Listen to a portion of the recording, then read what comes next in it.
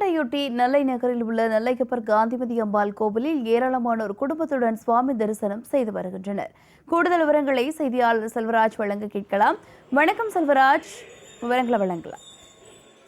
நிச்சயமா உலக புகழ்பெற்ற கோவிலாக நெல்லை டவுனில் உள்ள நெல்லையப்பர் காந்திமதி அம்பாள் திருக்கோவிலும் ஒன்று. இந்த கோவிலில் இன்று ஆங்கில புத்தாண்டை ஒட்டி இன்று காலையிலே நடை திறக்கப்பட்டு இங்கு உள்ள நெல்லையப்பர் மற்றும் காந்திமதி அம்பாளுக்கு சிறப்பு அபிஷேகமும் தீபாரதனையும் நடைபெற்றது.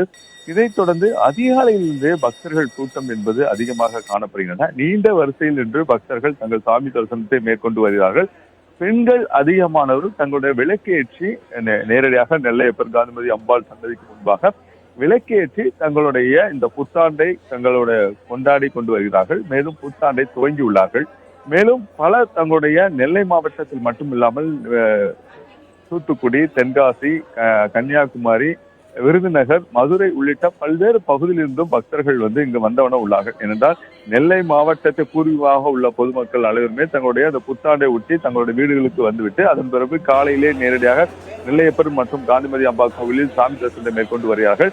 நீண்ட வரிசையில் நின்று பொதுமக்கள் தங்களுடைய சாமி தரிசனத்தை மேற்கொண்டு வரார்கள். மேலும் நெல்லை டவுன் மற்றும் பல்வேறு போலீஸ் பலத்த போலீஸ் பாதுகாப்பும் போடப்பட்டுள்ளது. என்னன்னா நீண்ட வரிசையின் காரணமாக பக்தர்கள் கூட்டம் அதிகமாக இருப்பதன் காரணமாக அங்கு பலத்த போலீஸ் பாதுகாப்பும் போடப்பட்டுள்ளது.